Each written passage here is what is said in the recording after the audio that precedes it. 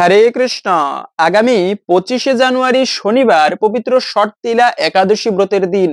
বছরে 24টি একাদশী ব্রতের মধ্যে একটা শ্রেষ্ঠ ব্রত হচ্ছে এই পবিত্র ষটতিলা একাদশী ব্রত। খুবই শুভ একটি দিন। এই দিনে গাভীকে বা পশু পাখিকে খাইয়ে দিন এই একটি খাবার। এতে সংসারের দারিদ্রতা দূরীভূত হবে, জীবনে সৌভাগ্য প্রাপ্তি হবে।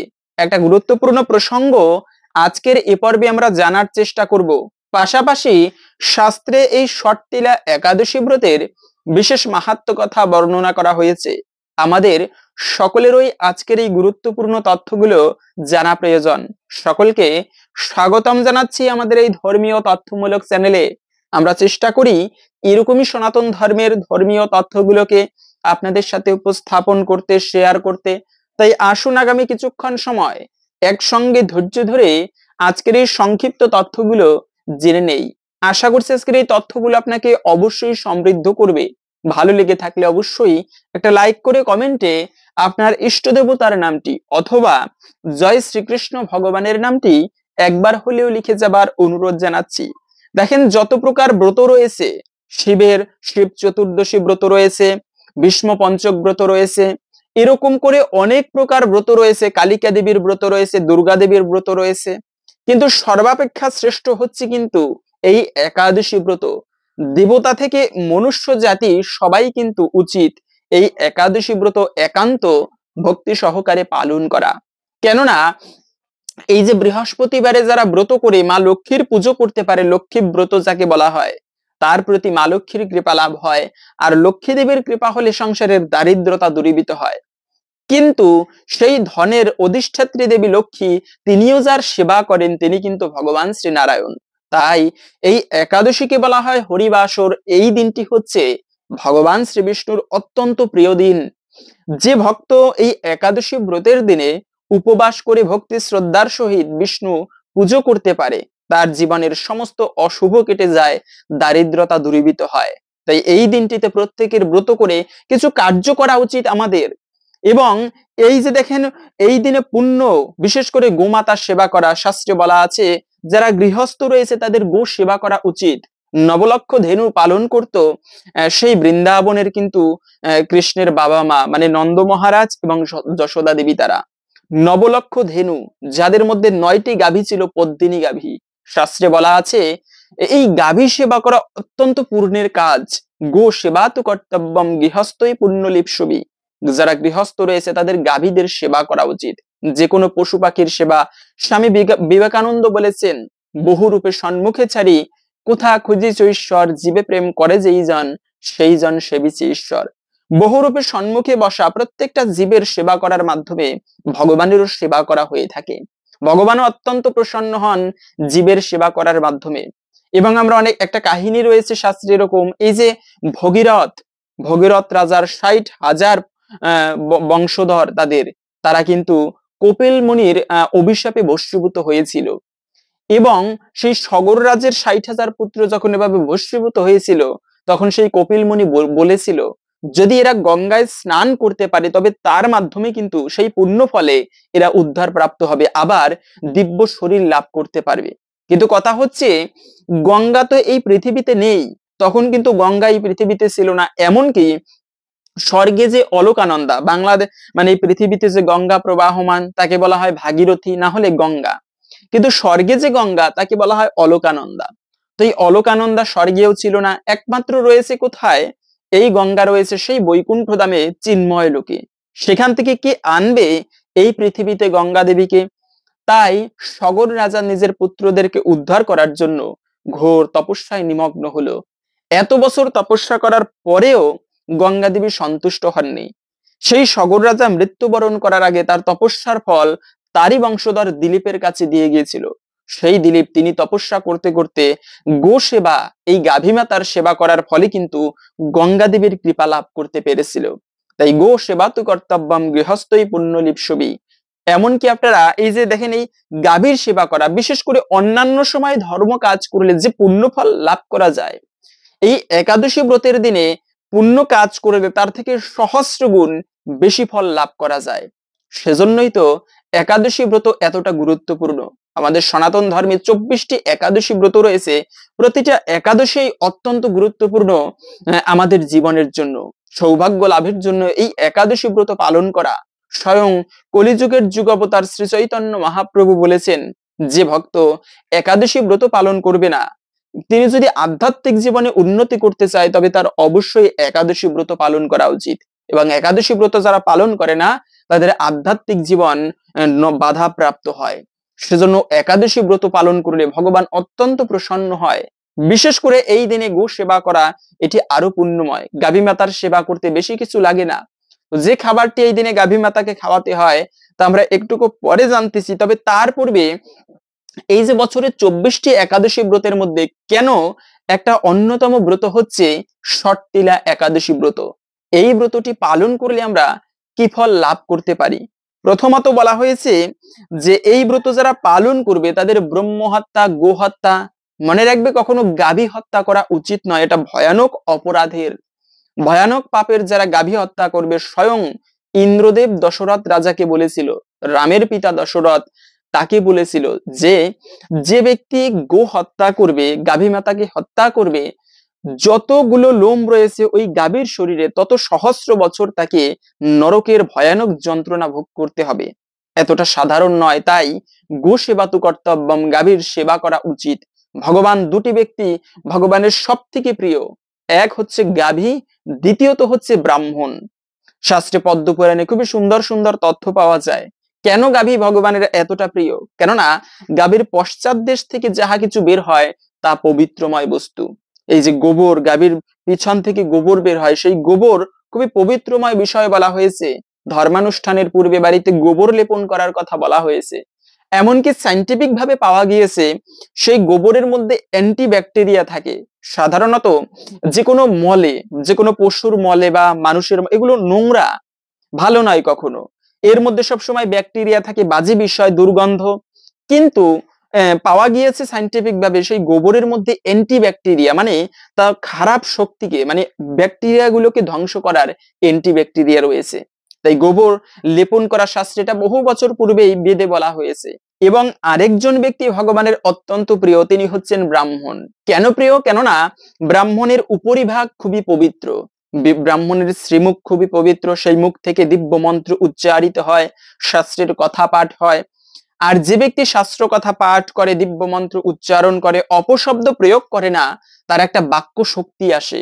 সেই মুখ থেকে, মানে সেই শ্রীমুখ থেকে যে আশীর্বাদ বের হয় তা একটুকু হলেও ফলপ্রসূ হয়, এবং যে অভিশাপ বের হয় তাও কিন্তু একটুকু হলেও ফলপ্রসূ হয়।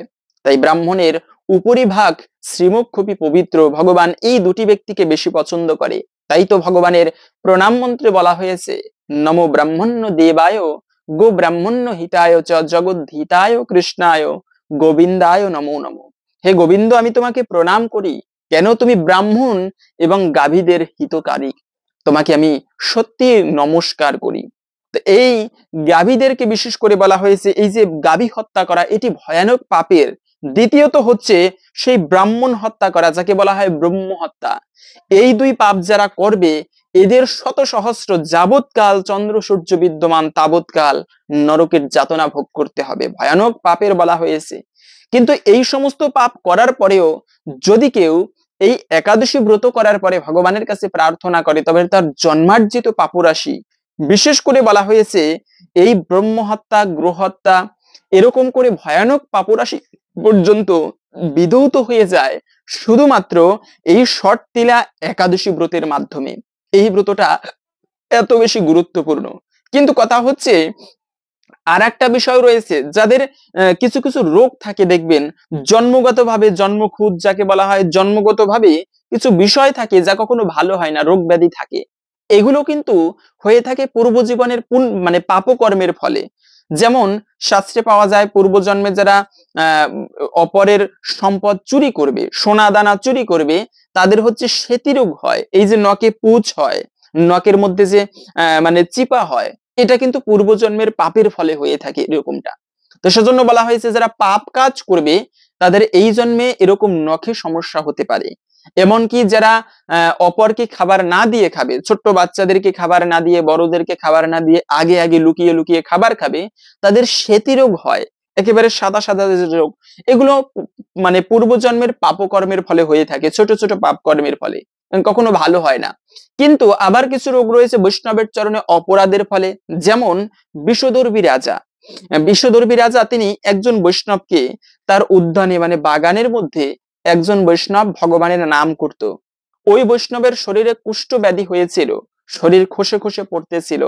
তো রাজা আদেশ দিয়েছে যে সেই বৈষ্ণবকে তোমরা ব্রাহ্মণকে দূরে রেখে আসো। তো রাজার আদেশ পেয়ে সৈন্যরা গিয়ে দূরে রেখে এসেছে।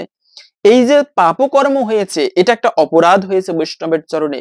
মানে রাখবে, বৈষ্ণবকে কখনো কোথাও থেকে তাড়িয়ে দিতে নাই। যদি গৃহে বৈষ্ণব আসে তবে যথাযোগ্যভাবে তার আপ্যায়ন করা উচিত। গৃহস্থের ধর্ম হচ্ছে অতিথি সেবা করা, অতিথি দেবো ভব। তাই প্রথমত বলে দিচ্ছি, এই একাদশী ব্রতের দিনে বা যে কোনো শুভ দিনে বাড়িতে যদি কখনো অতিথি আসে, ভুলক্রমেও তাকে কখনো কষ্ট দিবে না। যে পরিবার থেকে অতিথি বিনা আপ্যায়নে ফিরে যায়, বৈষ্ণব বিনা আপ্যায়নে ফিরে যায়, সেই পরিবারের দুর্ভাগ্য আসে। তাই অতিথি সেবা করা, ব্রাহ্মণ সেবা করা, এটি অত্যন্ত সৌভাগ্যের বলা হয়েছে।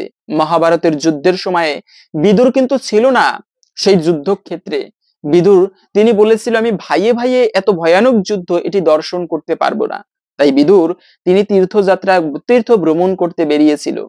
এবং সেই মহাভারতের যুদ্ধ শেষ, যুধিষ্ঠির মহারাজ রাজা হয়েছেন। তখন বিদুর আবার তীর্থ ভ্রমণ করতে করতে হস্তিনাপুরে এসে উপস্থিত। এবং যুধিষ্ঠির মহারাজ কাকা বিদুরকে দেখে রাজসভা থেকে এসে সাষ্টাঙ্গ প্রণাম করে একটা শ্লোক বলেছিল, ভাগবতে পাওয়া যায়, ভবদ্বিদা ভাগবতাস্তীর্থ ভূতা স্বয়ং বিভু তীর্থে কুর্বন্তি তীর্থানি শান্তিস্তেন গদাবৃতা। হে প্রভু, তীর্থগণ সাক্ষাৎ গঙ্গা দেবীকে মানে গঙ্গায় যারা অবগাহন করে তাদের পাপরাশি বিধৌত হয়, মলিনতা দূরীভূত হয়। কিন্তু যারা হচ্ছে এইরকম ভাগবত ব্যক্তিদের দর্শন করে, বৈষ্ণবদেরকে দর্শন করে, দর্শন মাত্রেই না শুদ্ধতি ভাবে, দর্শন মাত্রই তারা শুদ্ধতা লাভ করে। সেই গঙ্গায় স্পর্শ করলে, গঙ্গার জল স্পর্শ করলে পবিত্র হতে হয়। কিন্তু তোমাদের মতো বৈষ্ণবদের, তোমাদের মতো এত মহান ভক্তদের দর্শন করলেই পবিত্রতা লাভ করা যায়। তাই তোমরা সাক্ষাৎ তীর্থ স্বরূপ, তোমাদেরকে প্রণাম করি। এরকম বৈষ্ণব যদি বাড়িতে আসে কখনো, যেন বিনা আপ্যায়নে খালি হাতে খালি মুখে যেন তারা বাড়ি থেকে ফিরে না যায়, এটা একটা অপরাধীর বলা হয়েছে। তাই এই যে বিষদর্ভী রাজা, তিনি সেই বৈষ্ণবের চরণে অপরাধ করেছেন, সেই রাজার এই অপরাধের ফলে কুষ্ঠব্যাধি হয়েছে। এত ভয়ানক কুষ্ঠব্যাধি, রাজারও শরীর খসে খসে পড়তেছে, ভয়ানক যন্ত্রণা হচ্ছে। রাজা বলে কথা, সমস্ত রাজ্যে ঢেরা পেটিয়ে দেওয়া হলো। যে ব্যক্তি রাজার এই কুষ্ঠব্যাধি ভালো করতে পারবে, তাকে রাজা যথোপযুক্ত উপহার প্রদান করবে। তো উপহারের লোভে সমস্ত বৈদ্য, বিভিন্ন দেশ থেকে, বিভিন্ন রাজ্য থেকে বিভিন্ন ওঝা, কবিরাজ, বৈদ্য, তৎকালীন সময়ে বা তখনকার দিনে এত উন্নত চিকিৎসা ছিল না, চিকিৎসা শাস্ত্র। তখন তিনটা নারী ধরে বিচার করা হতো কি রোগ হয়েছে, এবং গাছগাছরার যে একটা পাওয়ার, এই গাছগাছরার মাধ্যমে চিকিৎসা করা হতো। তো ওই সময়ে বিভিন্ন ওঝা-বৈদ্য আসে, ঠিক আছে, কিন্তু কেউ আর এই রোগ নির্মূল করতে পারে না। একজন বৈদ্য বলেছেন যে মহারাজ, আপনার এই রোগটা ভালো হবে, অমুক জায়গায় একটা ব্রহ্ম সরোবর আছে, সেই সরোবরে রাজহংস এবং রাজহংসী থাকে। তো ওখান থেকে কোনো রাজহংস অথবা কোনো রাজহংসীর মাংস এনে যদি আপনি ভক্ষণ করতে পারেন, তবে আপনার এই রোগ ভালো হবে। তো এটা শুনে বিষদর্ভী রাজা তিনি বেদদেরকে পাঠিয়ে দিল, যারা এই রাজহংস ধরে নিয়ে আসতে পারবে তাদেরকে উপহার দেওয়া হবে, বিশেষ উপহার। তো এটা শুনে বিভিন্ন বেদ তারা সেই ব্রহ্ম সরোবরে গেল, বিশাল বিস্তৃত সেই কত যোজন বিস্তৃত, তার মধ্যে কেউ যেতে পারে না, এত বড় সেই সরোবর, বিশাল সরোবর। সেখানে গিয়ে সেই রাজহংসদেরকে তারা ডাকছেন, ফান পেতে বসে আছে। কিন্তু রাজহংস তো বুঝতে পেরেছে এরা প্রকৃত ব্যক্তি নয়, তাই সেখানে আর তীরে কেউ মানে কোনো রাজহংস বা রাজহংসী তারা যাচ্ছে না। এভাবে 5 দিন তারা অপেক্ষা করেছিল। তথাপিও যখন দেখলো যে রাজহংস বা রাজহংসী তারা ধরা দিবে না, তখন তারা আশেপাশের লোকজনের থেকে জানতে পারলো এভাবে রাজহংস রাজহংসী পারে আসবে না, কিনারায় আসে না। একমাত্র কোনো বৈষ্ণব বেশে বা কোনো বৈষ্ণব এসে যদি ভগবানের প্রসাদ দিয়ে তাদের ডাক দেয়, তবে তারা এসে সেই খাবার খায়, না হলে তারা আসে না, কিনারায় আসে না কখনো। তো এরপরে সেই বেদ তারা ছদ্মবেশ, ছলনাময়ী বেশ ধারণ করলো, বৈষ্ণবের বেশ। বৈষ্ণবের বেশ ধরে ডাকতে লাগলো এভাবে রাজহংস রাজহংসীদেরকে। ওখান থেকে একটা রাজহংস সে এই ডাক শুনে চলে আসতেছিল ওদের কাছে। তো তখন পিছন থেকে রাজহংসের স্ত্রী বলল, যেও না, এরা হচ্ছে সেই বেদ যারা 5 দিন পূর্বে ফান পেতে আমাদের জন্য বসেছিল ধরবার জন্য। এদের মতলব ভালো নয়, খারাপ কিছু করতে পারে, তুমি যেও না। তখন সুন্দর একটা কথা বলেছিল সেই রাজহংস, যদিও এরা ছলনাময়ী বৈষ্ণবের বেশ ধরেছে, বৈষ্ণবের বেশ পরম পবিত্র সেই বেশ ধারণ করেছে, যদিও এরা ছলনাময়, তথাপিও বৈষ্ণবের অবহেলা হবে, আমাকে যেতে হবে। তাই বৈষ্ণবের সম্মান রক্ষার্থে আমি যাচ্ছি ওদের কাছে, আমার যা হয় হবে। তো এরপরে করে সেই রাজহংস এসে খাবার খাচ্ছিল, এমন সময় তার গলাটা কপ করে ধরে তাকে ওখানেই বধ করবে।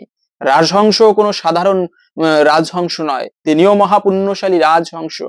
তিনি বলতে লাগলো যে, দেখো তোমরা আমাকে কি কারণে বধ করছো? তোমাকে বিষদর্ভী রাজার মাংস হিসেবে ভক্ষণ করাবো, তোমার মাংস ভক্ষণ করলে তার কুষ্ঠব্যাধি ভালো হবে। তো বেশ ভালো কথা, আমাকে বধ করবে, একটা কাজ করো, রাজার কাছে নিয়ে যাও, বধ করতে হলে তিনি করবেন। ঠিক আছে, তাই চলো। রাজার কাছে নিয়ে গেল। রাজা যখন বধ করতে উদ্যত হলো, তখন সেই রাজাকে বলল, মহারাজ আপনি কেন আমাকে বধ করবেন? কেননা অমুক বৈদ্য বলে দিয়েছে তোমার মাংস ভক্ষণ করতে পারলে এই ব্রহ্ম সরোবরের কোনো রাজহংসের মাংস যদি ভক্ষণ করা যায় তবে আমার কুষ্ঠব্যাধি ভালো হবে। মহারাজকে বলল রাজহংস, মহারাজ এতে আপনার কুষ্ঠব্যাধি ভালো হবে না। কোন বৈষ্ণবের চরণ ধৌত জল, চরণামৃত যদি আপনি পান করতে পারেন তবে আপনার কুষ্ঠব্যাধি ভালো হবে। সেজন্যই তো চরণামৃত, ভগবানের চরণামৃত পান করার সময় একটা মন্ত্র উচ্চারণ করতে হয়, ওম অকালে মৃত্যু হরনাম সর্বব্যাধি বিনাশনাম বিষ্ণু পাদুদকম পিত্তা শিরসা ধারয়মজ্জম। অকাল মৃত্যুকে যা হরণ করে, সর্বব্যাধি বিনাশ করে এই পাদুদক, ভগবান বিষ্ণুর পাদুদক চরণামৃত। তাই যদি বাচ্চাদের রোগ হয়, ব্যাধি হয়, আমরা বিভিন্ন গাছগাছরা, বিভিন্ন তান্ত্রিকের শক্তি প্রয়োগ করি, কিন্তু মনে রাখবে ভগবানের চরণামৃত পান করানো উচিত।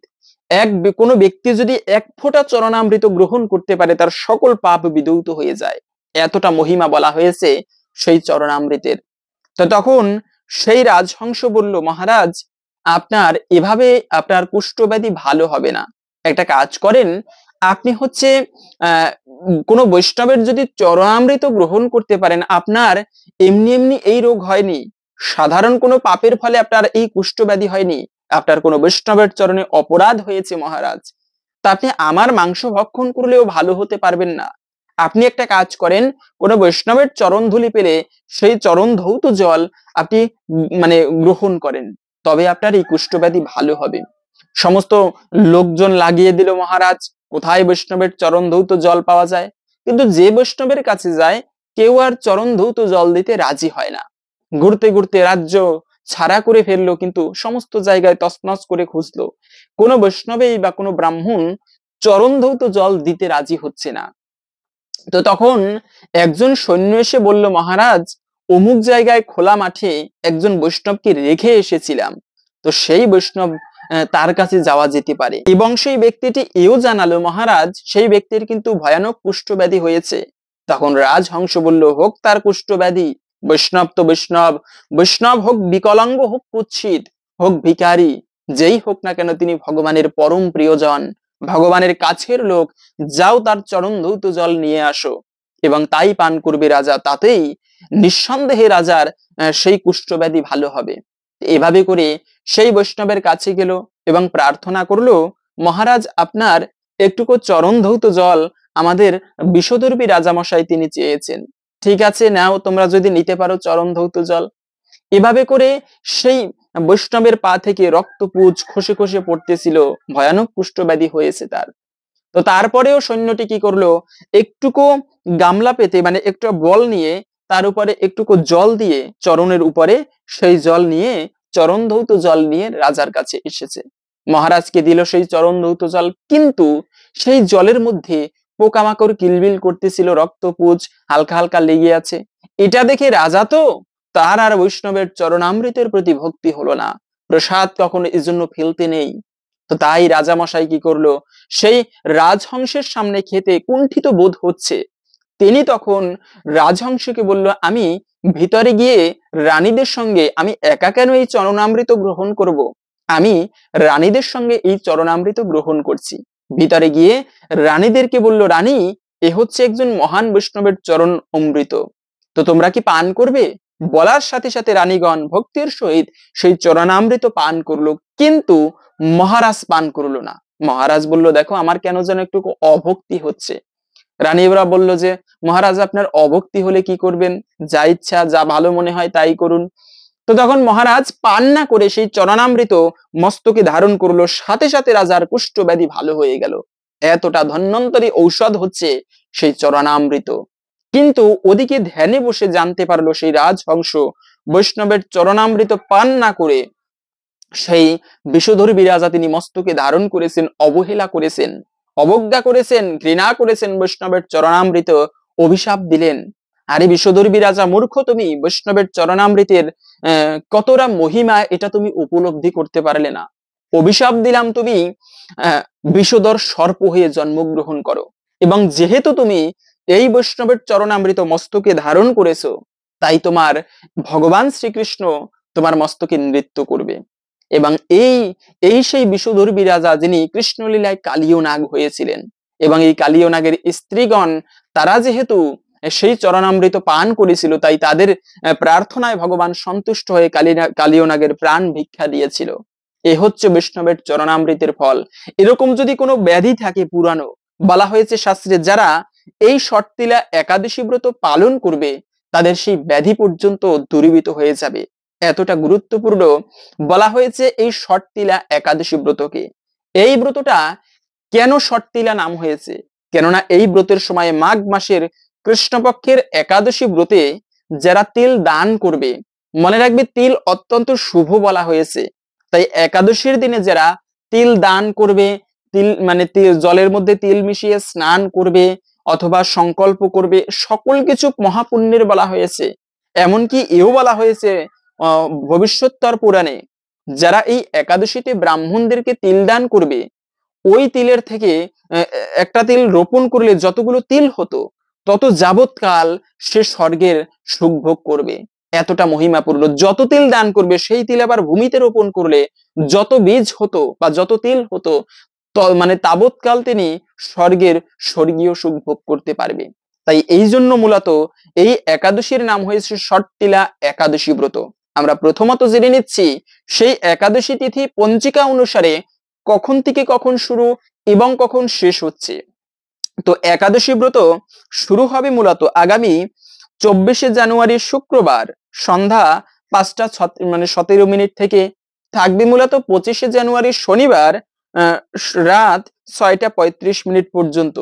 এই সময়টুকুর মধ্যে এই পবিত্র ষটতিলা একাদশী ব্রত থাকবে।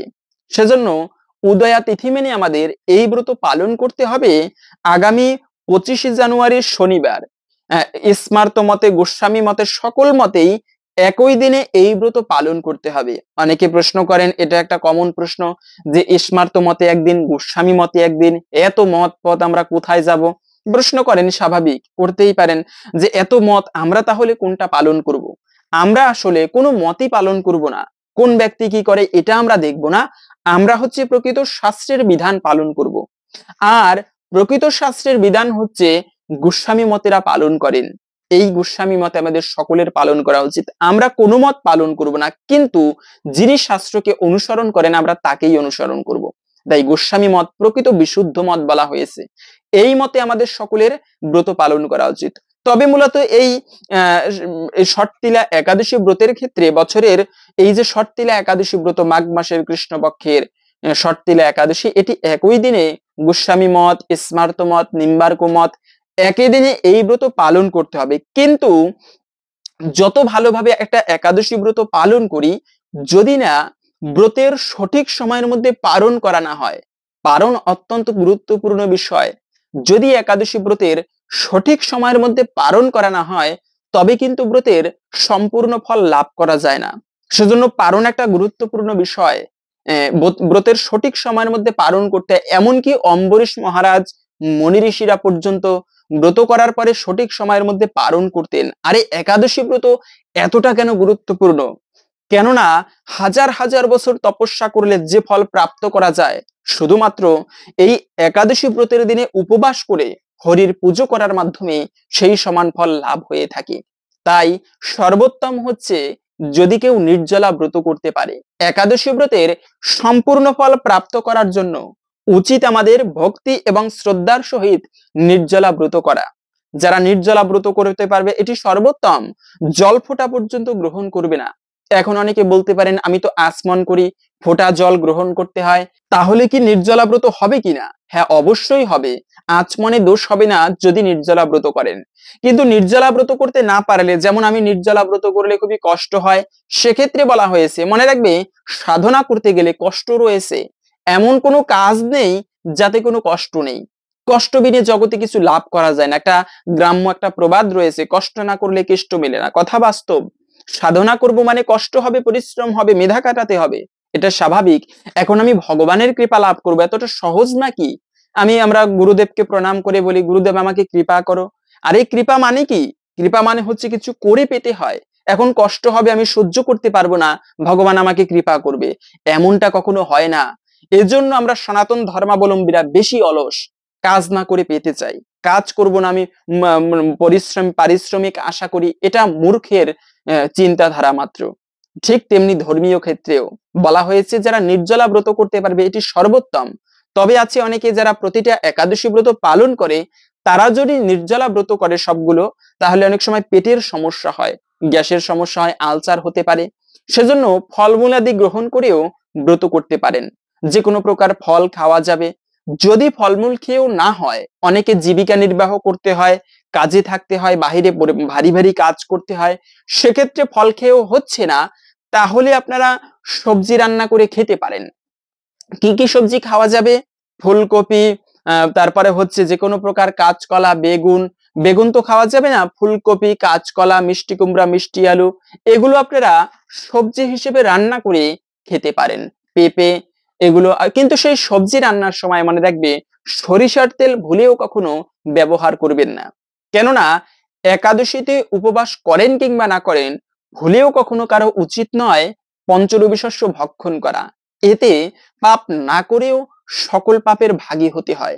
পঞ্চরবি শস্যের মধ্যে যেমন ধান থেকে যত খাবার হয়, পিঠা, পায়েস, খিচুড়ি, এগুলো কখনো ভুলেও ভক্ষণ করতে নেই। দ্বিতীয়ত হচ্ছে গম থেকে যত খাবার হয়, বিস্কিট, কেক, পাউরুটি।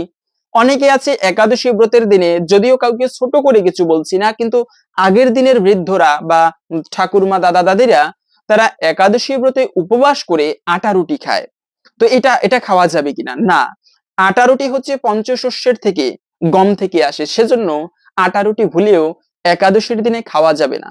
আপনারা আলু ভাজি করতে পারেন, আলুর চিপস করতে পারেন, আলুর পায়েস করতে পারেন, অনেক ভাবে করা যায়।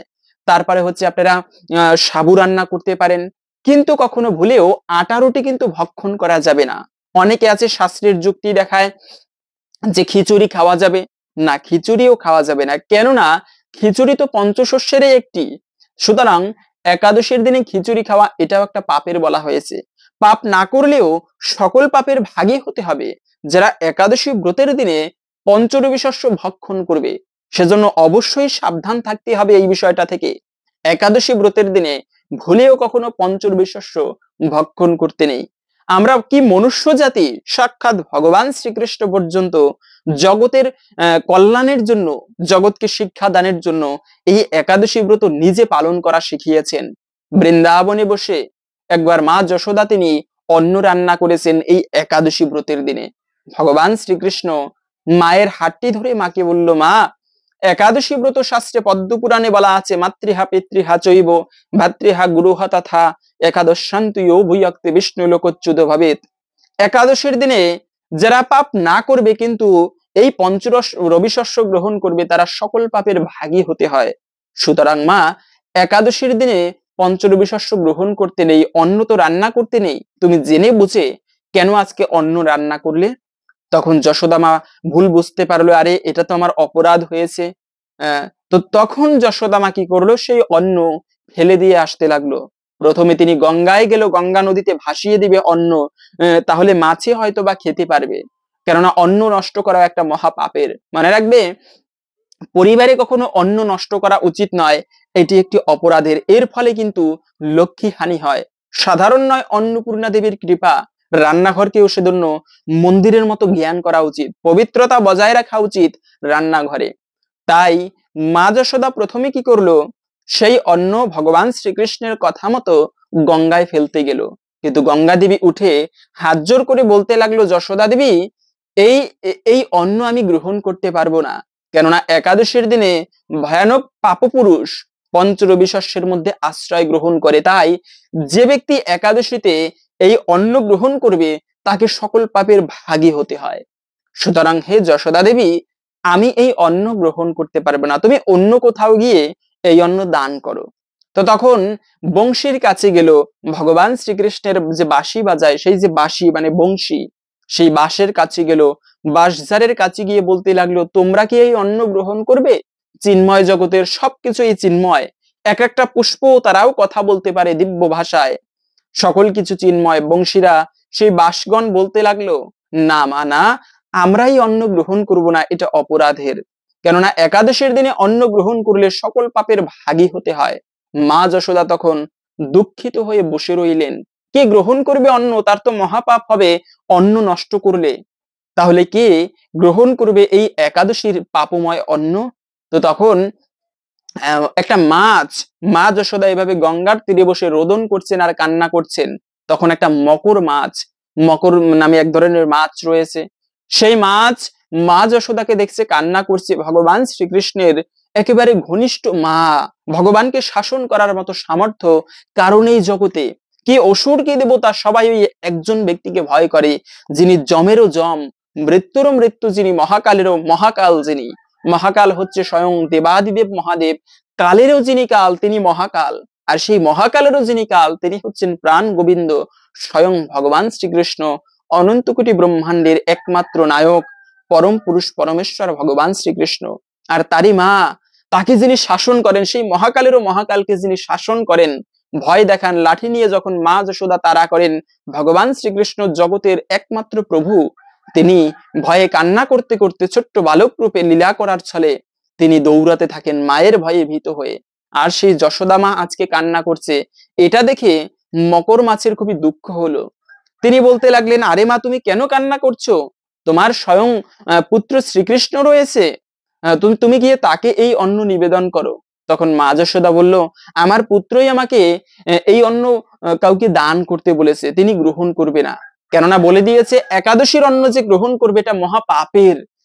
তো তখন সেই মকর মাছ বলতে লাগলো, তোমার কৃষ্ণ তো নিজেই স্বয়ং পুণ্যময়, তাকে নিবেদন করলে সকল কিছু আরো পুণ্যময় হয়ে যায়, যাও তুমি তাকে নিবেদন করো। যশোদা মা তাও যেতে রাজি হলো না। তখন মকর মাছ বলল, আমি নিতে রাজি হতে পারি, আমি এই পাপের অন্ন গ্রহণ করব, তবে কথা দিতে হবে তোমায়, এই যে কৃষ্ণের বাঁশির উপরে একটা মকর মাছ দেওয়া থাকে, কিন্তু ভগবান শ্রীকৃষ্ণের বাঁশির উপরে চিরকাল স্থান পেয়েছে সেই মকর মাছ। এর কাহিনী ছিল মূলত এই একাদশীর অন্ন। তখন সেই মকর মাছ বলল, মা যশোদা, আমি এই অন্ন গ্রহণ করব, কিন্তু তুমি কৃষ্ণের কাছে গিয়ে বলবে মকর মাছ এই অন্ন গ্রহণ করবে যদি তাকে তুমি আমার বাঁশির মাথায় স্থান দাও। কেননা কৃষ্ণের বাঁশি পরম পবিত্র, আমি যদি তার এই অন্ন গ্রহণ করলে আমার মহা পাপ হবে, কিন্তু কৃষ্ণের বাঁশি স্পর্শ করলে, কৃষ্ণের অঙ্গ স্পর্শ করতে পারলে আমার সেই আর পাপ থাকবে না, এটি মহাপুণ্যে পরিণত হবে। আমি ভগবানের সেই বংশীতে বা বাঁশিতে স্থান পেতে চাই। সাধারণ কোনো বিষয় নয়, ভগবান শ্রীকৃষ্ণের 3টি বাঁশি ছিল। এক হচ্ছে মুরারি, মুরারি হচ্ছে একটুকু মোটা সুরের, বংশী, বংশী হচ্ছে একটুকু মধ্যম সুরের, আর বেনু হচ্ছে সবচেয়ে চিকন। ভগবান শ্রীকৃষ্ণ যখন বৃন্দাবনে বসে বাতাসের মৃদুমন্দ সমীরণে বৃক্ষের তলে বসে, বৃক্ষ ছায়ায় বসে বাঁশি বাদন করত, বাঁশিতে সুর দিত, সমস্ত জগৎ মোহিত হয়ে থাকতো। গোবৎসগণ তারা দুগ্ধ পান করতে থাকতো, মায়ের স্তন পান করত গোবৎস, তারা বাঁশির সুর শুনে দুই নেত্র বন্ধ করে, দুই নেত্র হতে অশ্রু বিসর্জন করত, মায়ের স্তন পান করা ভুলে যেত। এমনকি সেই বৃন্দাবনের প্রবাহিত যমুনা দেবী নদী, তিনি তার প্রবাহের গতি ভুলে যেত কৃষ্ণের বাঁশির সুর শোনার ফলে। তিনি যেদিকে প্রবাহিত হতো তার উল্টো দিকে প্রবাহিত হতো, মানে হচ্ছিল জোয়ার, কিন্তু কৃষ্ণের বাঁশির সুর শুনে তার উল্টো দিকে প্রবাহিত হওয়া শুরু করত। এমনই ছিল কৃষ্ণের বাঁশির সুর। আর যখন সেই গোপিকারা শুনতো, তারা যে যেভাবে থাকতো, সেই অবস্থায় ভগবান শ্রীকৃষ্ণের কাছে চৌম্বকের মতো আকর্ষিত হয়ে চলে আসতো। এতটা অদ্ভুত ছিল ভগবান শ্রীকৃষ্ণের সেই দিব্য বাঁশির সুর। আর আমি সেই বাঁশির মাথায়, বংশীর মাথায় চিরকাল স্থান পেতে চাই এই পাপের অন্ন গ্রহণ করার ফলে। যদি কৃষ্ণ আমাকে এই কথা দেয়, প্রভু আমাকে এই কথা দেয়, তবে আমি এই পাপের অন্ন গ্রহণ করতে রাজি। মা যশোদা গিয়ে কৃষ্ণকে জানালো।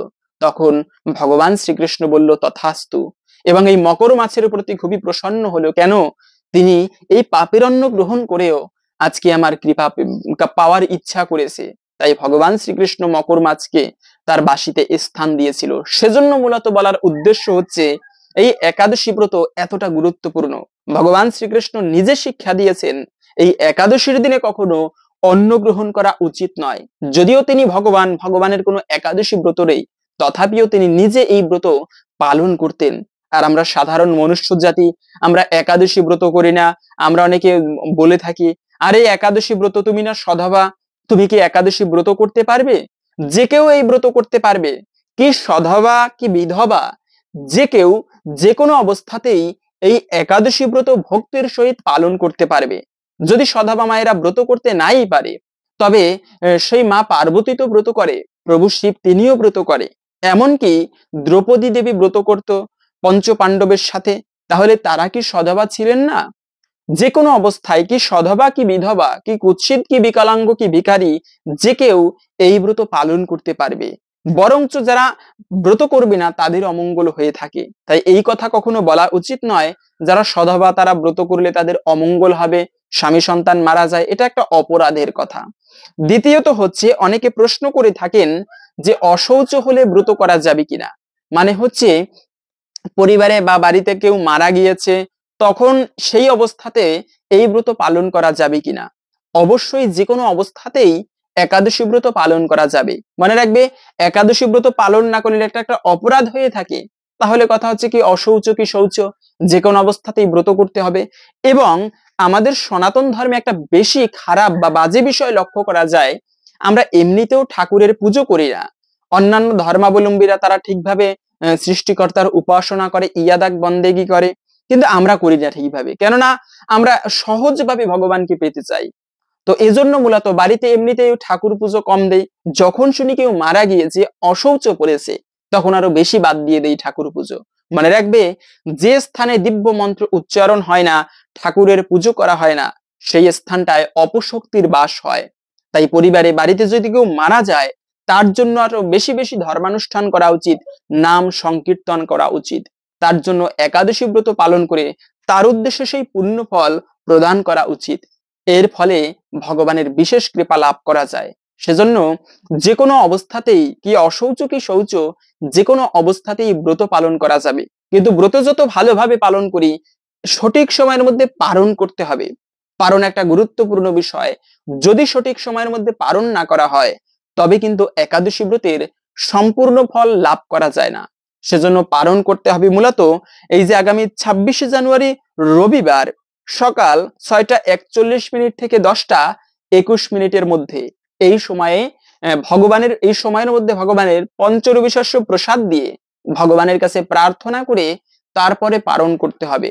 পালন অবশ্যই এই সঠিক সময়ের মধ্যে প্রত্যেকের করা উচিত। এবং অনেকে প্রশ্ন করে থাকেন যে দীক্ষা না নিলে একাদশী ব্রত পালন করা যাবে কিনা। অবশ্যই পালন করা যাবে। দীক্ষা নিলেও শাস্ত্রে যদিও বলা আছে হরিভক্তি বিলাসে যে অদীক্ষিতস্য বামুরু কৃতম সর্বম নিরর্থকম পশুজনিম অবাপ্নতি দীক্ষা বিরহিতম জনা।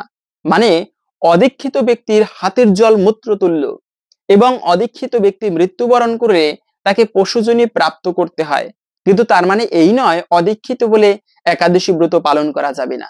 যে কোনো অবস্থাতেই শাস্ত্রে এরকম কোথাও বলা হয়নি যে অদীক্ষিত রয়েছে তাই একাদশী ব্রত পালন করতে পারবে না, ভগবানের সেবা করতে পারবে না, নাম জপ করতে পারবে না। যে কেউ যে কোনো অবস্থাতেই ভগবানের পুজো করতে পারবে, এটি সর্বমঙ্গলময়। তাই দীক্ষা না নিলেও এই ব্রত পালন করা যাবে। এবং একাদশী ব্রতের দিনে আমাদের অবশ্যই কিছু নিয়ম মেনে চলা প্রয়োজন।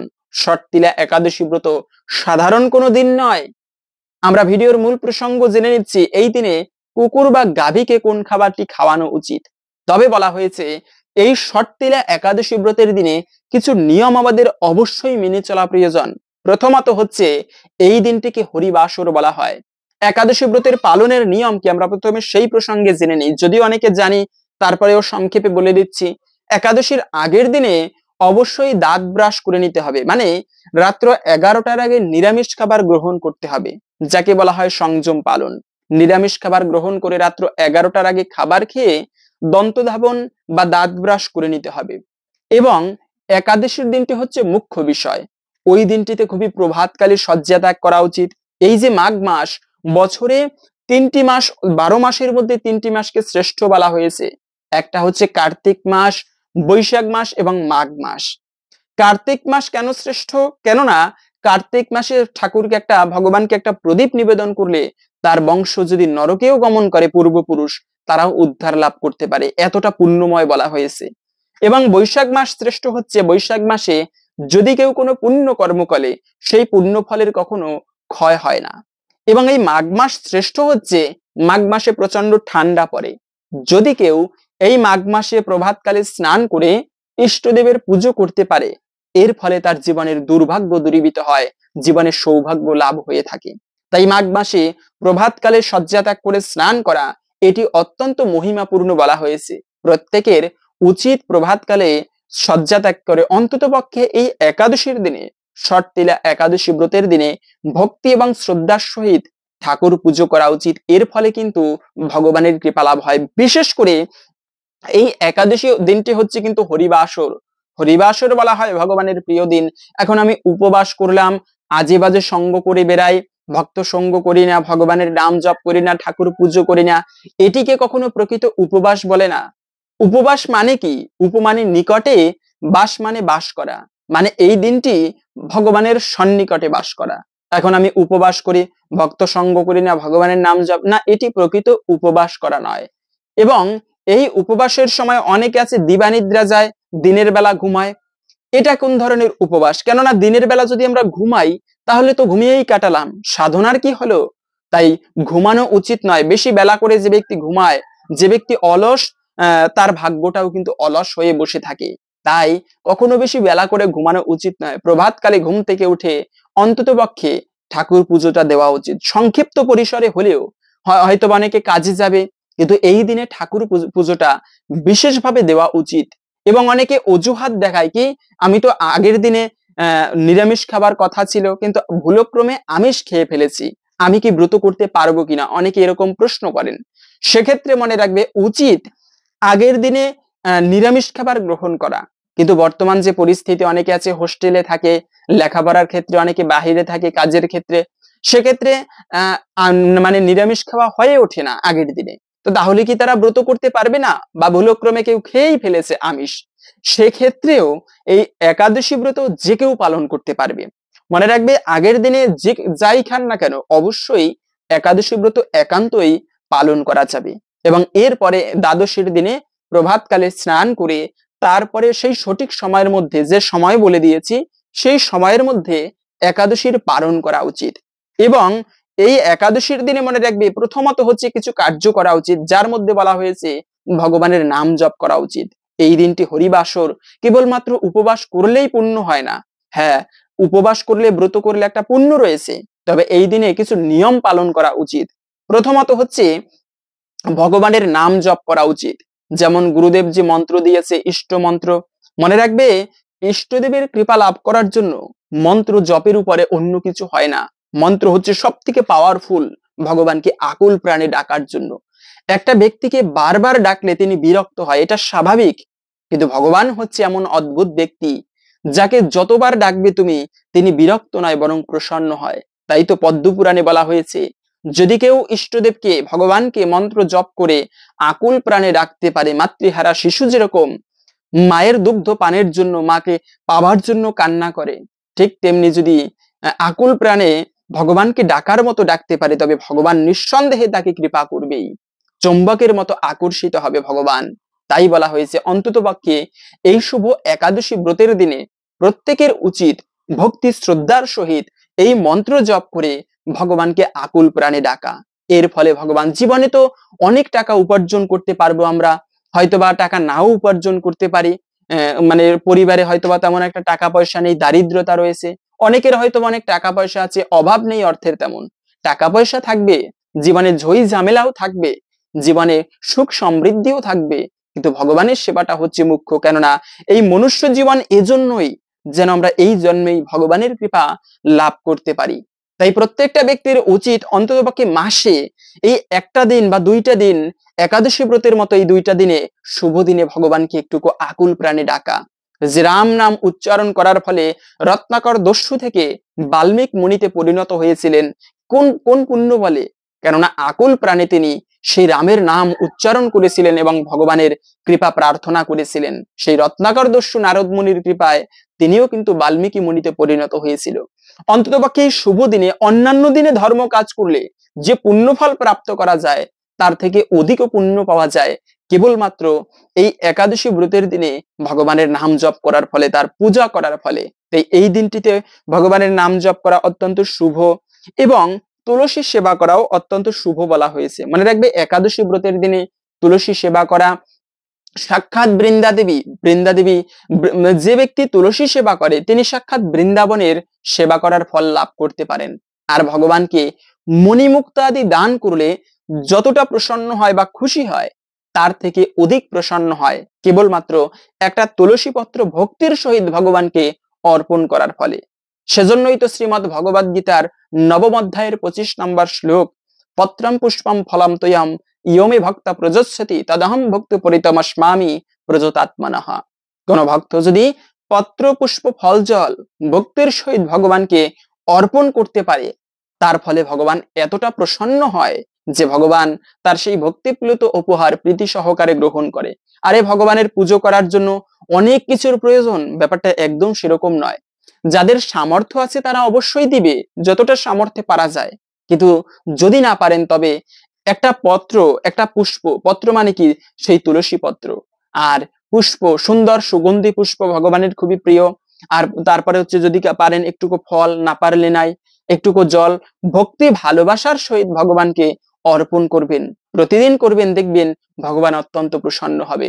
আমরা ওই ছোট্ট ছোট্ট একটুকু গিলাস ঠাকুর পুজোয় দিয়ে থাকি, একটুকু চিনি প্রতিদিন ভগবানকে দেই, তাও ওই চিনিটুকু তুলসী পত্র দিয়ে ঢেকে দেই, তাও পিপিলিকায় খেয়ে যায়। এটা এমন ভক্তি নয়। ভক্তি থাকা উচিত নিজের সন্তানকে যেরকম সেবা করে ঠিক তেমনি যদি গোপাল সেবা করতে পারে, ভগবান গোপাল একদিন না একদিন তার সন্তান হয়ে আসবে। আর যার সন্তান ভগবান শ্রীকৃষ্ণ গোপাল, তার কোনো দুঃখ থাকতে পারে? সমস্ত দুঃখই কেটে যায়। তাই বলা হয়েছে এই দিনে তুলসী পত্র দান করাও অত্যন্ত শুভ। তবে মনে রাখবে, একাদশীর দিনে যদি কোনো ব্যক্তি ক্ষৌর কর্ম করে এতে কিন্তু গ্রহদোষ লাগে। শরীরের নদীর অংশ বলা হয়েছে এই চুল দাড়ি নখকে। সেজন্য একাদশী ব্রতের দিনে ভুলেও কখনো উচিত নয় ক্ষৌর কর্ম করা, চুল দাড়ি নখ এগুলো কাটা, এতে কিন্তু গ্রহদোষ লাগে। শুধু তাই নয়, একাদশীর দিনে তুলসী পত্র চয়ন করতে নেই, আগের দিনে চয়ন করে রাখতে হয়। তুলসী পত্র কখনো বাসি হয় না, তাই একাদশীর দিনে তুলসী পত্র চয়ন করা, ক্ষৌর কর্ম করা এগুলো অপরাধের, এতে কিন্তু গ্রহদোষ লাগে। দ্বিতীয়ত হচ্ছে, এই দিনে যতই আমরা ব্রত করি না কেন, যদি আমার মাধ্যমে কোনো ব্যক্তি কষ্ট পায় তবে কিন্তু ব্রতের সম্পূর্ণ ফল কখনো কদাপি লাভ করা যাবে না। যতই ধর্ম কাজ করি, যতই ব্রত করি, আমার মাধ্যমে, আমার কোনো আচরণের মাধ্যমে যদি কোনো ব্যক্তি কষ্ট পায় তবে কিন্তু ততটা ভগবানের কৃপা লাভ করা সম্ভব নয়। সেজন্য জীবনে এমন কোনো আচরণ করা উচিত নয় যার মাধ্যমে অপর কোনো ব্যক্তি কষ্ট পায়, এটা কিন্তু একটা অপরাধের। সেজন্য এই বিষয়টা খেয়াল রাখা উচিত, জীবনীতে যেন কখনো কোনো ব্যক্তি চলার পথে কখনো কষ্ট না পায়। প্রতিদিন মনে মনে হলেও সবার চরণে ক্ষমা প্রার্থনা করা উচিত। অনেকে আছে এমন ভাবে কথা বলে যার মাধ্যমে অপর ব্যক্তি কষ্ট পায়, এমনটা করা উচিত নয়। মনে রাখবে, আজকে আমি যদি কাউকে কষ্ট দিয়ে ভালো থাকতে চাই, একদিন না একদিন হয়তোবা তাৎক্ষণিকভাবে একটুকু সুখী হতে পারবো কাউকে কষ্ট দিয়ে, কিন্তু প্রকৃতির নিয়মে একদিন না একদিন সেই ফল তোমাকে নিঃসন্দেহে ভোগ করতে হবে, সেই অপরকে কষ্ট দেওয়ার ফল। কেননা যেমন কর্ম তেমন ফল। তাই যা হচ্ছে হতে দাও, সৃষ্টিকর্তা তোমার ভাবনার থেকেও অধিক বেশি ভেবে রেখেছেন, শুধু তার উপরে ভরসা রাখো। সেজন্য বলা হয়েছে এই একাদশী ব্রতের দিনে অনেকে আছে নিন্দা করে। এই নিন্দা করাও সব থেকে বাজে একটা বিষয়, মারাত্মক ভাবে একটা খারাপ বিষয় বলা হয়েছে। কারো নিন্দা করা উচিত নয়। যারা ব্রত করবে, অনেকে আছে যারা ব্রত না করবে তাদের নিন্দা করে, আরে ব্রত করে না, একাদশী ব্রত, পাপিষ্ঠ ব্যক্তি, এরকম করে যা ইচ্ছা তাই বলে। এটা কখনো করা উচিত নয়, অহংকার করা উচিত নয়। আমি ব্রত করি, অন্য কেউ করে না, তার মানে তাকে নিন্দা করব, ছোট করব, এটা একটা অপরাধের, এটাও ভগবান কখনো পছন্দ করে না। জীবনে সবসময় বিনয়ী থাকা উচিত। যে বৃক্ষে ফল হয় তার শাখা প্রশাখা নিম্নমুখে থাকে। এবং আবার অপর দিকে দেখা যায় যারা ধর্ম কাজ করে, একাদশী ব্রত করে, তাদের আবার নিন্দা করে কারা? যারা না করে ব্রত। আরে একাদশী ব্রত করে, ওগুলো করলে কি হয়, ধর্ম করলে কি হয়? মনে রাখবে, এটাও একটা চরম অপরাধের। কোন বৈষ্ণবের কখনো নিন্দা করবে না, একদিন তোমাকে সেই জবাব দিতে হবে ভগবানের সামনে। ভগবানের সেবা করা এটা খারাপ তো কিছু নয়। যারা ভগবানের সেবা করে, ভগবানের ভক্ত হয়, তারা দেখবেন অন্যান্য ব্যক্তিদের থেকে একটুকু হলেও ভালোভাবে জীবন যাপন করতে পারে, একটুকু হলেও শান্তিময় ভাবে জীবন যাপন করতে পারে। তাই কখনো কারো নিন্দা করা উচিত নয়। এর জন্য এটা বৈষ্ণবের চরণে অপরাধ করা, এটা সব থেকে ভয়ানক পাপের, এটা ভগবানও কখনো ক্ষমা করে না। তাই কখনো কারো নিন্দা করা এটা সব থেকে অপরাধের। এখন আমরা জেনে নিচ্ছি ভিডিওর মূল প্রসঙ্গ। এই দিনে গাভী বা কুকুরকে কোন খাবারটি খাওয়ানো উচিত। তবে তার পূর্বে শাস্ত্রে এই ষট্টিলা একাদশী ব্রতের বিশেষ মাহাত্ম্য কথা বর্ণনা করা হয়েছে। আমরা প্রথমে সেই প্রসঙ্গে জেনে নিচ্ছি, যা শ্রবণ করলেও অনেকাংশেই এই ব্রতের ফল লাভ করা যায়। তাই সকলকে বলবো যে কিছুক্ষণ সময় ধৈর্য ধরে আসুন, এই ষট্টিলা একাদশী ব্রত মাহাত্ম্য কথা ভক্তি এবং শ্রদ্ধার সহিত এখন আমরা শ্রবণ করি। এতে অনেকাংশেই এই ব্রতের ফল, ব্রত করেন কিংবা না করেন, সকলেরই উচিত ভক্তি ভরে এই ব্রত কথা শ্রবণ করা। সনাতন ধর্মে এজন্য নববিধা ভক্তির মধ্যে প্রথম হচ্ছে শ্রবণ করা। শাস্ত্রে বলা আছে, প্রলয়ম হি গবশ্যন্তি শ্রীমদ ভাগবতীর ধনে। এখন যদি প্রলয়কালে উপস্থিত হয় কিন্তু শাস্ত্র পাঠ করা হয়, ভাগবত পাঠ করা হয়, তবে সেই স্থানে প্রলয় পর্যন্ত দূরীভূত হয়। তাই সকলে ধৈর্য ধরে ষট্টিলা ব্রত কথা জেনে আসুন। ভিডিওর মূল প্রসঙ্গ জেনে নেই। ষট্টিলা একাদশী, মাঘ মাসের কৃষ্ণপক্ষের ষট্টিলা একাদশীর মাহাত্ম্য ভবিষ্যৎতর পুরাণে বর্ণিত আছে। যুধিষ্ঠির মহারাজ বললেন, হে জগন্নাথ, মাঘ মাসের কৃষ্ণপক্ষের একাদশী তিথির নাম কি, বিধিই বা কি, এবং তার কি ফল, সবিস্তারে তা বর্ণনা করুন। তদুত্তরে ভগবান বললেন, হে রাজন, এই একাদশী ষট্টিলা নামে জগতে বিদিত।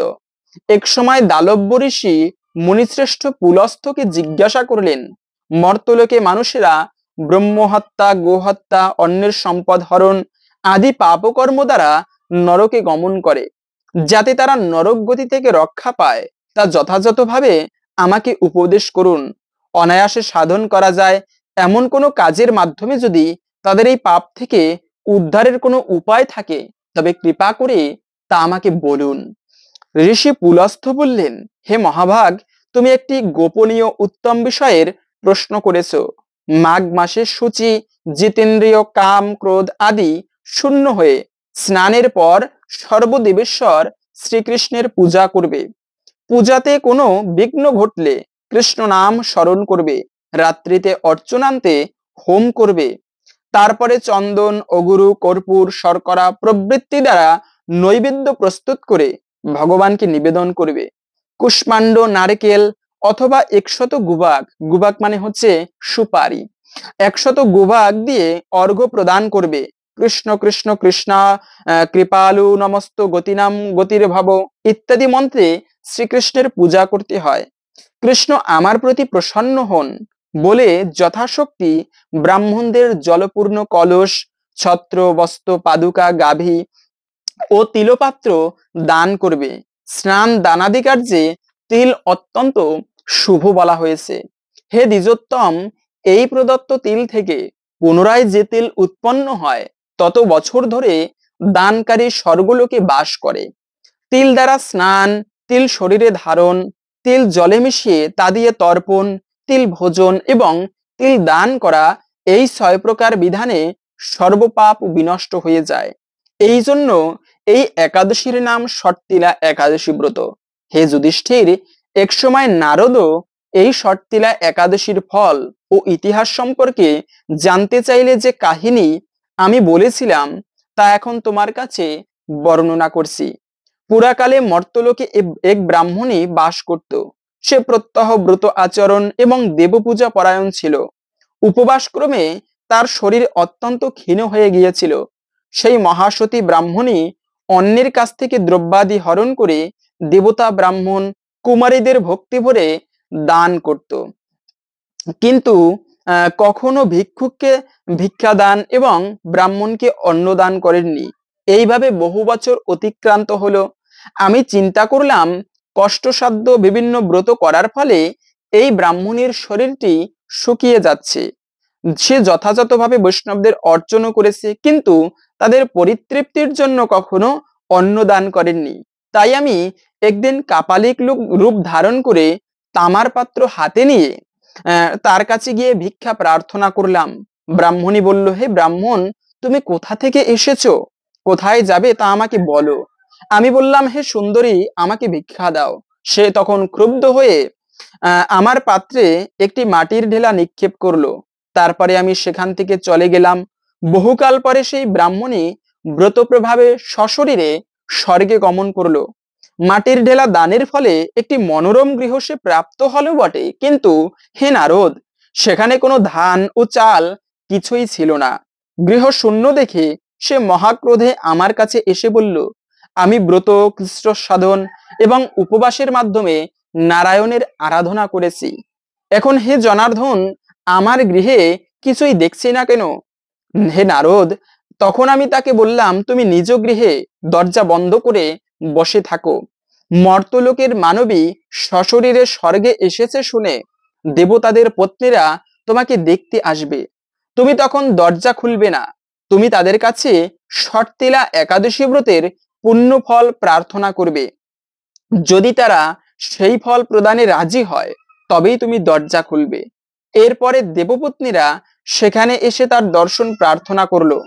শর্তেলা একাদশী ব্রতের ফল পেলে তবেই কেবল সেই মানবী দর্শন দেবেন জেনে তাদের মধ্যে থেকে একজন দেবপত্নী তার শর্তিলা একাদশী ব্রতজনিত পুণ্যফল তাকে প্রদান করতে রাজি হলেন, এবং সেই পুণ্যফল প্রদানের সাথে সাথে তখন সেই ব্রাহ্মণী দিব্য কান্তি বিশিষ্টা হলো এবং তার গৃহ ধনধান্যে ভরে গেল।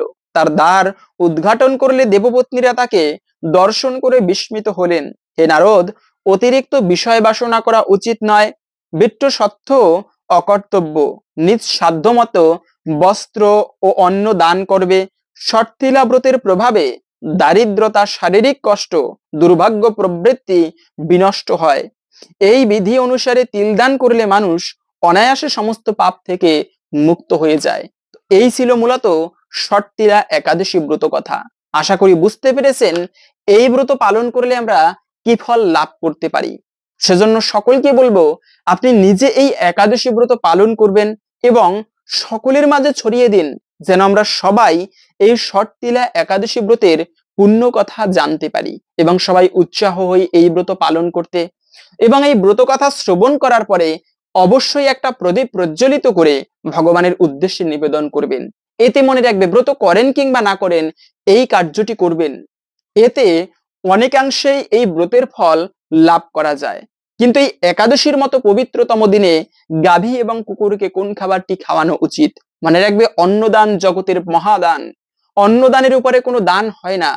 এই যে ব্রাহ্মণীটি, তিনিও কিন্তু অন্নদান করেননি, বিধায় এত ব্রত করেছেন, এত কিছু করেছেন, তার ফলে কিন্তু তিনি সশরীরে, ইতিহাসে পাওয়া যায় একমাত্র যুধিষ্ঠির মহারাজ, তিনি কিন্তু সশরীরে স্বর্গে গমন করেছিলেন। কেননা সশরীরে কখনো স্বর্গে গমন করা যায় না। যারা মহাপুণ্যবান, যুধিষ্ঠির মহারাজ, সত্যবাদী যুধিষ্ঠির, জীবনে কোনোদিন কোনো মিথ্যা কথা বলেননি, সেই যুধিষ্ঠির মহারাজ তার পুণ্য বলে, তার ধর্মের বলে কিন্তু স্বর্গে গমন করেছিলেন। আর এই একজন ব্রাহ্মণী, শাস্ত্রে ব্রহ্মবৈবর্ত পুরাণে এর কথা বলা হয়েছে, ভবিষ্যৎতর পুরাণে, যে তিনি সশরীরে স্বর্গে গেলেন বটে, কিন্তু সেখানে কোনো অন্ন পেল না। কেন? তিনি কখনো দান করেনি। তাই পিতামাতা মারা গেলে তাদের জন্য বৈষ্ণবদের ভোজন করানো, অন্ন দান করা, এটি সর্বমঙ্গলময়। মনে রাখবে, জগতে যত প্রকার দান রয়েছে, সর্বোত্তম হচ্ছে স্বর্ণ দান করা। স্বর্ণ দান করলে, ঐশ্বর্য দান করলে, এর ফলে সে স্বর্গে অনেক সম্পদ পেয়ে থাকে পরবর্তী সময়ে। কিন্তু এই স্বর্ণদানের থেকেও শ্রেষ্ঠ হচ্ছে গাভী দান করা। যদি কেউ গাভী দান করে, ভগবান তার প্রতি অত্যন্ত প্রসন্ন হয়ে থাকে গাভী দানের ফলে। গোদান অত্যন্ত শুভ। এবং এই গোদানের থেকেও শ্রেষ্ঠ হচ্ছে কন্যা দান করা। একটা কন্যাকে যদি কেউ দান করতে পারে, আমরা শাস্ত্রে বলা আছে কোনো পিতা যদি নিজের কন্যা সন্তানকে মানুষ করে ভালোভাবে সৎ পুত্রের হাতে বিবাহ দিতে পারে, দান করতে পারে, তার এত পুণ্য হয়। বলা আছে চিত্রগুপ্তও তার পুণ্যের সংখ্যা হিসাব করতে পারে না। আমরা একটা কন্যা সন্তান হলে খুশি হই না, কিন্তু এই কন্যা দান করা মহাপুণ্যের বলা হয়েছে। এবং সব এর থেকেও শ্রেষ্ঠ দান হচ্ছে অন্ন দান করা। ক্ষুধার্ত ব্যক্তিকে যদি অন্ন দান করা হয়, এটা সব থেকে শ্রেষ্ঠ দান বলা হয়েছে। এবং সেই অন্ন দান করা, বিশেষ করে এই একাদশী ব্রতের দিনে মনে রাখবে, একাদশী ব্রতে কিন্তু অন্ন দান করা যাবে না। কেননা ওই যে যশোদা দেবী, তার অন্ন কিন্তু কেউ গ্রহণ করেনি। একাদশী অন্ন মহা পাপের। তাই মনে রাখবে, গাভীদেরকে আপনারা ভগবানের প্রসাদ যেমন অনেক প্রকার সবজি আদি আপনারা গাভীকে খাওয়াতে পারেন। গাভীর সেবা করা মানে কি? গাভীকে কচি কচি ঘাস দিলে পদ্মপুরাণের কথা, তবে তাতেই গাভীর সেবা হয় এবং এই গাভী পরিতৃপ্ত ভাবে ভোজন করতে পারে। কুকুরকে খাওয়ালে আপনারা বিভিন্ন ওই একাদশীতে যে সমস্ত খাবার খাওয়া যায় সবজি আদি রান্না করে, তা খাওয়াতে পারেন। তবে দ্বাদশীর দিনে আপনারা কুকুর গাভীকে পেট ভরে ভোজন করাবেন, এর ফলে কিন্তু মহাপুণ্য হয়। তাই একাদশীর দিনে মনে রাখবে, এই যে পিণ্ডদান করা হয়, পিতৃমাতৃর মঙ্গলের জন্য পিণ্ডদানের পরে ভগবানের প্রসাদ কিন্তু গাভীকে দিতে হয় এবং সেই এই প্রসাদ একটুকু গঙ্গা জলে বিসর্জন দিতে হয়। এতেও কিন্তু পিতৃপুরুষ পরিতৃপ্ত হয়। তাই এই একাদশীর মতো শুভ দিনে সকলকে বলবো, আপনারা ভক্তি শ্রদ্ধার সহিত গাভীকে এবং কুকুরকে একাদশীতে যে খাবার খাওয়া যায় সেই খাবারগুলো পরিতৃপ্ত ভাবে ভোজন করান। অথবা দ্বাদশের দিনে অন্ন সবজি আদি কুকুর গাভীকে পরিতৃপ্ত ভাবে ভোজন করাবেন। ছাড়িয়া বৈষ্ণব সেবা নিস্তার পায়াছি কেবা। বৈষ্ণবের সেবা করার ফলে, জীবের সেবা করার ফলে, স্বামী বিবেকানন্দের কথা, এর ফলেও কিন্তু ভগবানের কৃপা লাভ করা যায়। তাই হরে কৃষ্ণ। আশা করছি আজকের এই সংক্ষিপ্ত তথ্যগুলো জেনে আপনি একটুকু হলেও সমৃদ্ধ হয়েছেন। ভালো লেগে থাকলে অবশ্যই একটা লাইক করে কমেন্টে আপনার ইষ্ট দেবতার নামটি অথবা জয় শ্রীকৃষ্ণ ভগবানের জয় একবার হলেও লিখে যাবার অনুরোধ জানাচ্ছি। ভগবানের শ্রীকৃষ্ণের কৃপায় সকলের জীবনে মঙ্গল হোক, এই কামনা করে আজকের ভিডিওটি এখানে সমাপ্ত করছি। হরে কৃষ্ণ।